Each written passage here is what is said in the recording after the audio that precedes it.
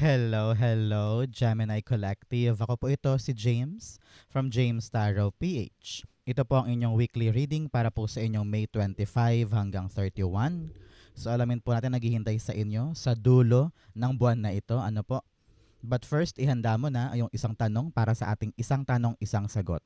Kung meron po kayong pangmalakasang one question, sa dulo po atin po yung babasahin by using these cards. Okay? So let's begin. Holy Spirit, Spirit Guides, ibigay po natin kay Gemini ang mga mensaheng dapat nilang malaman. Inhale and exhale. Your cards for the week. Nice, nice, nice. Beautiful. Siya nga pala mga mahal kong Gemini, maraming salamat po ha sa lahat po ng mga hindi nag-i-skip ng ads, nagla-like, nagko-comment at patuloy pong sumusuporta sa atin every time po na meron tayong libreng reading para sa inyo. Thank you rin po sa ating mga new subscribers. Hello po, welcome po sa ating channel. And please do support me every time po na meron tayong upload. So keep on liking, keep on commenting, and thank you for not skipping the ads. So, in the background of your reading, meron kang the Emperor card. Okay, Gemini, tinatawag ka ngayong linggong ito ng iyong spirit guides to be brave. Maging matapang na gumalaw, magdesisyon, magsalita, umaksyon sa mga bagay na alam mong dapat mo nang harapin ngayon.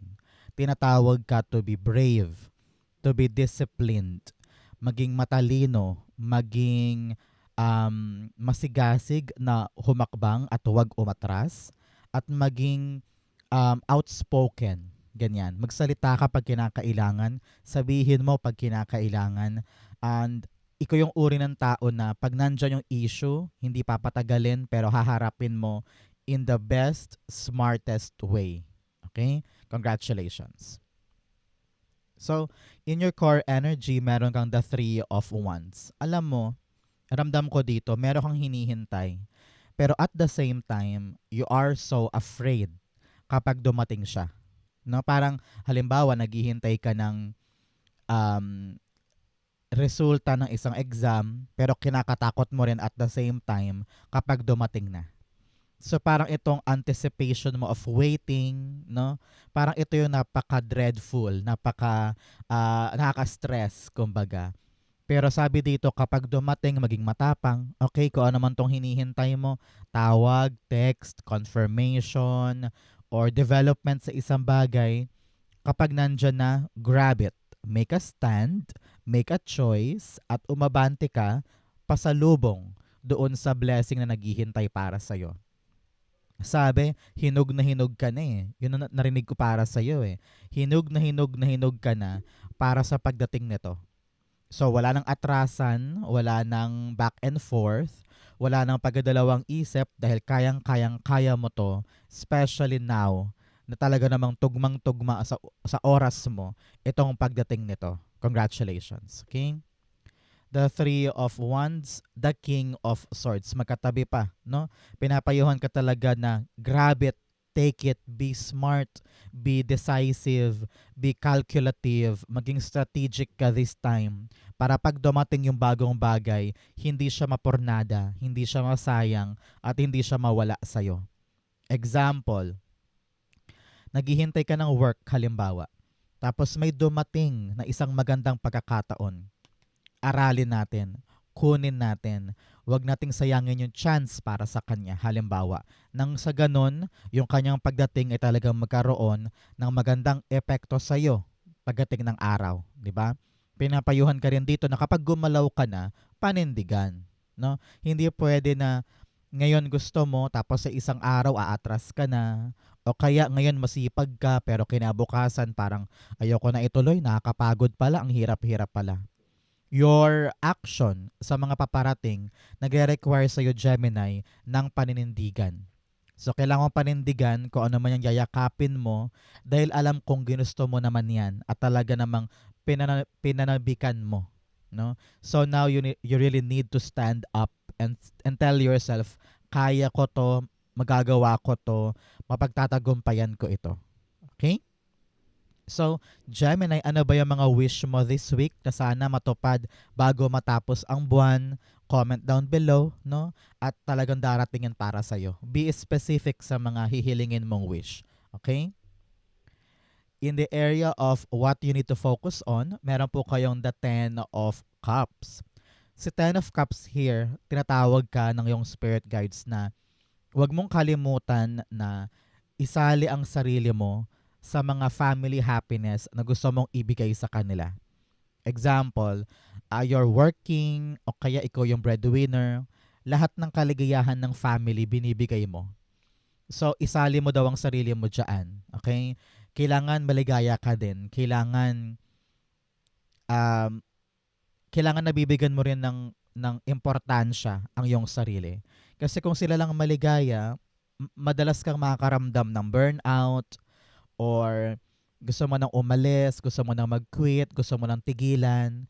Pero kung sinasali mo ang kaligayahan mo, inuuna mo rin yung kaligayahan mo together with them, hindi ka susuko Hindi ka bibitaw. Kasi alam mong nakaranas ka rin ng saya, nakapalit ng pinaghirapan. So, kung meron mga issue sa pamilya, merong mga hindi pagkakaunawaan, sabi dito harapin na daw Parang maging decisive person ka para pag-usapan nyo na ng family niyo yung mga dapat pag-usapan. Nang sa ganun, maging masaya kayo. Halimbawa, meron kang balak gawin pero sila hindi pabor, ayaw nila, sumasalungat sila sa pag-usapan ninyo. No, maging matapang ka na buksan yung issue sa kanila, pag-usapan, prangkahin na, maging totoo ka na, nang sa ganun, makuha mo yung tamang sagot sa kanila at maintindihan ka rin nila. Okay? Ten of Cups, meron kang The World card. Yes, yes, yes. Sabi dito, yung individuality mo, huwag mong hayaang mawala yung autonomy mo o yung pansarili mo kahit pa binibigay mo ang lahat sa family, no? Kailangan mo rin daw tignan mabuti. Teka, maligaya ba ako? Nakukompleto ko ba yung mga bagay for myself? Nabibili ko ba yung mga gusto ko? Satisfied ba ako sa sakripisyong ito or sila lang yung masaya, ako hindi? Sa panahon to para this time around, i-fulfill mo naman yung matagal mo nang gustong gawin for yourself. And then kung talagang ayaw nila sumang-ayon, you need to talk. Kailangan yung pag-usapan ito. Kasi sabihin mo, importante din naman ako. Kung maligaya ako, mas mabibigay ko sa pamilya ko yung buhay na gusto ko for them. Parang ganyan. So make sure na you are complete, you are happy, nang sa ganon, lalo mo pang maibigay sa kanila yung mga kaya mo nang ibigay noon. Kasi pag mas masaya ka, dodoble yan. Okay? So, mga Gemini, taga saan po kayo? Saan po kayo nanonood ng readings natin here in the Philippines or around the globe? Comment down below po. In the area of what you need, meron kang the Knight of Pentacles. This time around, Gemini, alam ko may plano ka na. Alam ko meron ka nang iniisip na kakaibang ruta or meron kang gustong simulan na bagay. Example, gusto mo magsimula ng negosyo, gusto mo magsimula ng bagong career path, or meron kang development na gustong tuparin for you in these coming months. Pero nakita ko dito, sabi ng yung spirit guides, 4 na beses tayong sinabihan, 1, 2, 3, and 4, na kulang ka sa action. Kulang ka sa lakas ng loob na itulay or isabuhay ang plano mo. So parang sabi dito, huy, galaw-galaw na. Matagal ka na hinto, matagal ka nag-aral ng sitwasyon mo, matagal mo tong pinagmuni-munihan. Ang tanong, kailan kikilos si Gemini para to pa rin yung kanyang goal or kanyang plano, 'di ba? Pinapayuhan ka dito na sige, huwag ka magmamadali, pero ang tanong kasi, gumagalaw ka naman ba? Yan ang tanong Iba naman yung nagmamadali sa babagal-bagal. Mas okay pa nga yung babagal-bagal kasi at least gumagalaw siya, di ba? At may ginagawa siya. So parang yun ang tanong sa'yo. What are you doing in the pursuit of this plan? Are you moving? Are you making a concrete choice o wala? Sa panahon to para pag-isipang mabuti kung ang lahat ba ng balak mong gawin ay nasa pantasya lamang or may balak ka pa bang isabuhay yan. You have the 9 of Swords. Okay. Nababalot ka ngayon ng takot or problema. Example, marami ka pang kino-consider. Halimbawa, pera, kino-considera mo yung pera or yung approval or yung right timing, no? May hinihintay ka na labis mong ikinaka-problema ngayon. Pero sabi dito, yung mga problemang yan, kayang malusaw kung talagang konkreto yung plano. So, ibig sabihin, kung medyo stressed ka pa sa buhay, kaya hindi mo pa to magawa, baka panahon na para i-address yung issue. Solusyonan na yung issue nang sa ganun makatuloy na tong plano mo. Kasi nakita ko dito maganda siya. Kaya lamang pinapangunahan ka ng takot, kaba, alinlangan, pinapangunahan ka ng overthinking, overanalyzing, kaya lalo kang naantala sa panahon na to para gumalaw-galaw at matutunan mong huwag i-prioritize yung mga takot mo. Okay? In the area of what's affecting your current energy, meron kang the King of Swords. Sabi dito, alam mo sa puso mo na kapag ito dumating, aaksyonan ko. Pag ito nangyari, pag ito gumalaw, gagalaw na rin ako. So parang nandito ka sa waiting mode, talagang nakahanda ka, nakatutok ka, pero steady, di ba? Parang hindi ako gagalaw kung walang darating. Hindi ako kikilos kung walang mag-a-arrive. So parang you're stuck in the limbo here, trying to tell yourself na sakal lang ako kikilos kapag may nangyari na. Sakal lang ako hahakbang pag meron ako mapanghahawakan. Which at some point, very practical way, di ba? Pero siguro naramdaman mo din na parang, bakit parang walang nangyayari? Maybe your spirit guides are asking you to check, no? Kausapin na, makipag-communicate ka, humingi ka ng updates, ikaw na mismo ang magpaikot ng roleta para ma-make sure mo na kung ano man tong hinihintay ko ay talagang darating. Hindi yung para naghihintayan kami pareho nung grasya ko at saka ako. So kailangan merong isa sa inyo ang gagalaw para makita mo kung kahintay-hintay ba or am I needing more effort para ito'y gumulong para sa akin. Okay? So yun yung mga bagay na kailangan mong i-evaluate this time kung paano ko ba i-address tong hinihintay ko. Should I call them? Should I ask for an update? Should I try something else? Sa panahon to para tignan mabuti, Gemini, yung mga hinihintay mo. King of Swords, the Eight of Pentacles. Okay. Here, sinagot tayo agad-agad. Sabi niya, work on it. Galaw-galaw ka daw. Trabahuhin mo na, asikasuhin mo na, lakarin mo na, nang sa ganun alam mo kung ano yung dapat mong reaksyon at kung ano yung dapat mong gawin moving forward. Siyempre, ang pangit naman nung parang naghihintayan kayo, di ba? Na paano kung hindi gumalaw yun, edi hindi ka rin gagalaw. Paano kung next year pa yung darating, so next year ka rin gagalaw, di ba? So, kailangan talaga alamin mo kung ano yung stand mo sa sitwasyon na yan. Para pag napagtrabahuhan mo at nakita mong, ay, ito pala yung realidad, at least alam mo kung anong gagawin mo next. Okay? In the area of your near future, meron kang the Eight of Pentacles. 8-8 here is really angel number. Ito pa, 8 pang isa. Angel number of power and abundance. So, meron kang kapangyarihan ngayon para kunin yung mga abundance na yan. So, do not be afraid. Do not let your problems or overthinking ruin the abundance this time. So, kailangan talaga ikaw, nafe-feel mo yung abundance, nafe-feel mo yung masaganang buhay, nafe-feel mo na darating din siya para sa akin, nafe-feel mo na it's happening. Because malaking magnet yan to get more and achieve more. Okay? So, with the Eight of Pentacles in your near future, heto ka. No? Getting that busy schedule para trabahuhin yung isang bagay na alam mong kayang-kaya mong ipanalo. I'm seeing you getting more client, getting more customers. Nakita ko rin dito na may aasikasuhin ka tungkol sa iyong leveling up. Halimbawa, seminar, workshop, training, masteral, doctoral. Meron sa inyo para magbabalik sa school. In the near future pa ito ha. Meron din sa inyo parang itatayo mo na yung negosyo mo. At parang ready ka ipakita sa madla kung ano yung mga serbisyong kaya mong ibigay or kung gaano ka kagaling, no? It's all about you showing off. Pinapakita mo na ready na ako, handa na ako, ipapakita ko na yung husay ko so that I can be seen or I can be a valuable asset for someone. So talagang napaka-busy mo. Kung ikaw man po ay naghahanap ng work ngayon, this is your sign darating siya. Kung naghahanap ka ng projects or kliyente or mapagkakaabalahan na maaari mong pagkakitaan, this is your sign. Darating, mangyayari at sobra-sobrang busy mo dyan in the near future. Eight of Pentacles, the Knight of Pentacles. Yung plano dito na nakahinto, na parang walang gumagalaw, heto ka.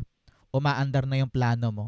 At talaga namang pinaghihirapan mo siya, pinagsumikapan mo siya, at merong pinapatunguhan yung plano. So congratulations.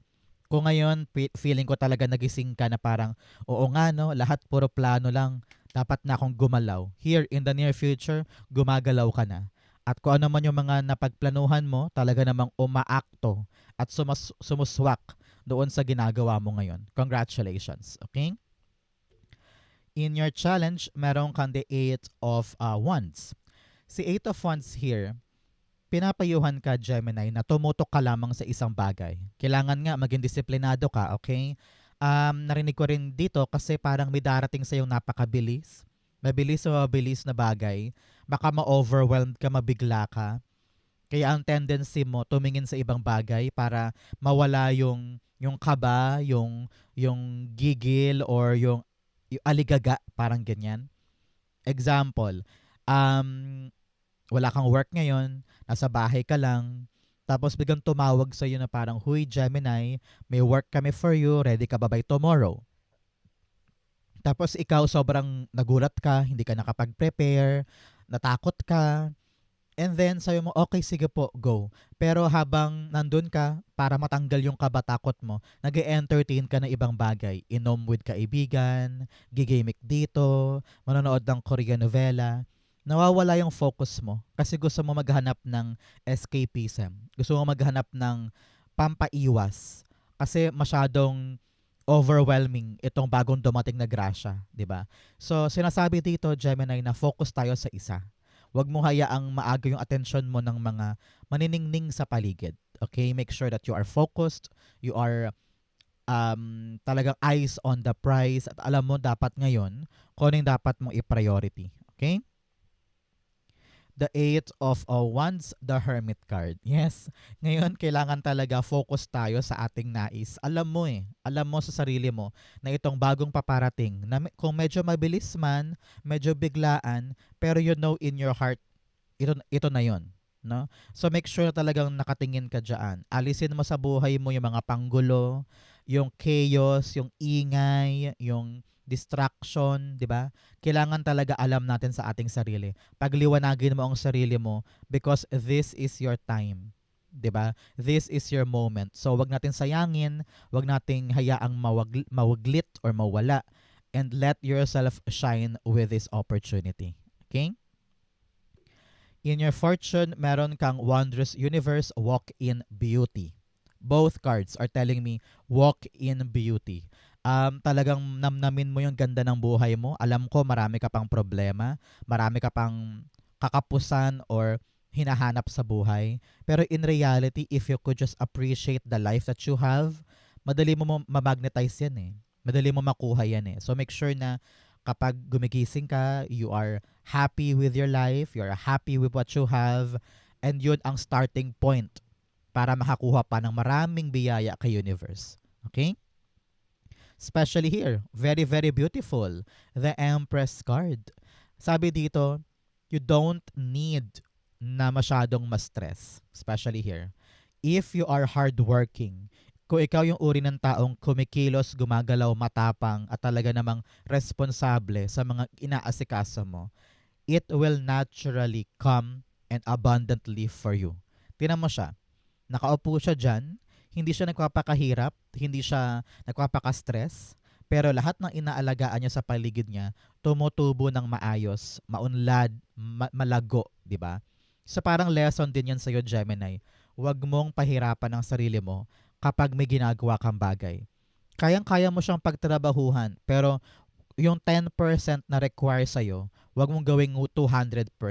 Just do what you can, enjoy yourself, at kung ano man yung binubuo mo ngayon, pinagsusumikapan mo ngayon, congratulations, nasa fortune area siya, kayang-kaya mo yung ipanganak ng successfully, maganda, and very, very, um, very, very great yung iyong outcome dyan. Okay? Empress card, meron kang the Two of Cups. Okay, kung ano man po itong ugnayan na ito, kung ano mo itong pag-uusap na ito, halimbawa, meron kang kontrata, negotiation, agreement, or meron kang ka-date, pwede rin. Kung sino naman itong kausap mo na to, pwede rin kliyente, or may binibentahan ka, or may binibili ka, talagang makukuha mo yung matamis na oo, at magbubunga itong pinagsusumikapan mo. Congratulations. Okay?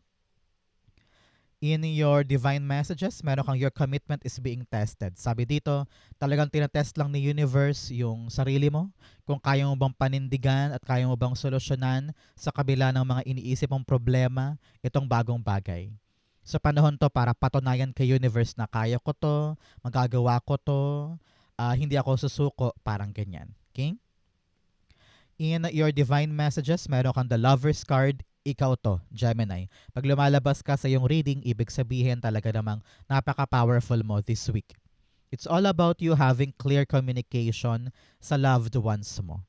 Kung partner mo man to, kaibigan, magulang, anak, kung sino man tong taong pinapahalagahan mo, pinapayuhan ka na lagi siyang piliin, unawain, makipag-usap ka sa kanya ng matino, malinaw, and kapag nakipag-usap ka, learn to understand them too.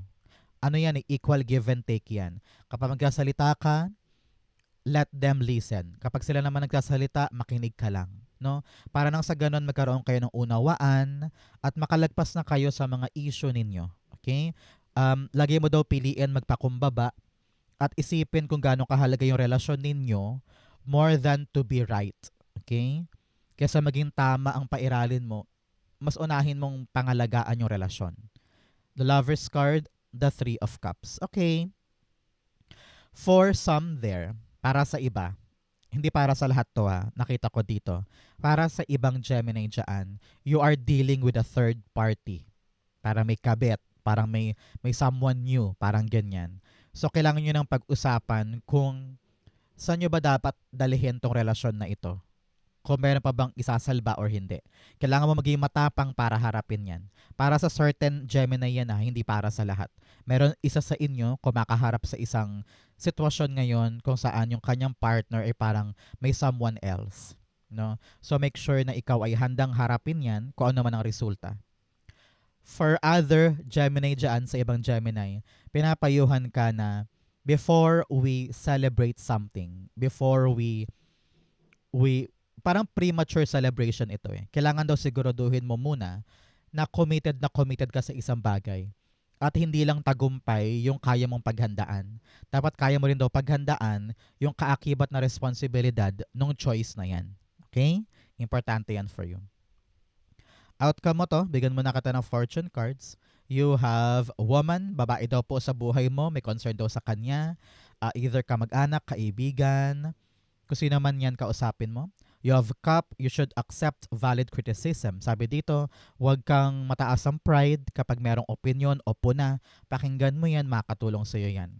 You have dagger, fear, worries, or tense situation. Marami kang mga alalahanin, takot, problema, at iniisip mo na baka yung plano ko ay hindi matupad. So pinapayuhan ka dito na matutunan mo this week na huwag i-prioritize sa mga worries mo, kumilos ka lang ng tama, at huwag mong i-overthink.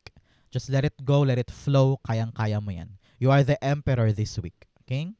You have diamond, you will be receiving or giving a precious gift. Sabi dito, makakatanggap ka daw ng isang magandang regalo or magbibigay ka ng regalo this week. Especially, Gemini season na ito. Happy birthday nga pala mga Gemini.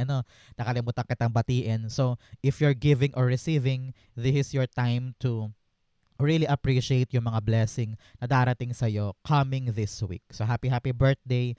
Naway magkaroon ka ng magandang celebration this time. Okay? Ang outcome ni Gemini for May 25 to 31, meron kang the Knight of Wands. Si Knight of Wands, Gemini, sabi dito, may darating sa yung magandang balita sa dulo ng ating buwan. Okay?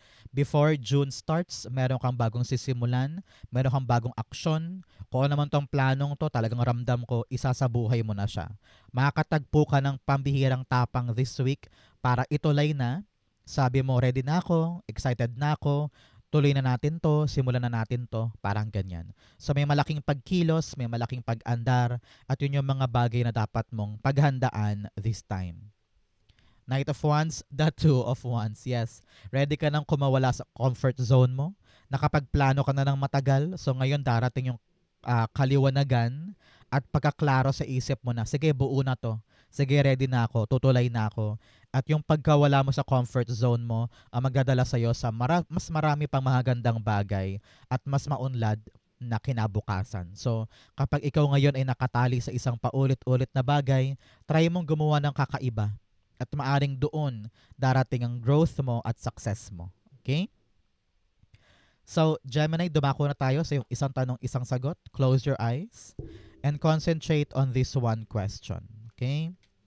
Inhale and exhale the answer to your question.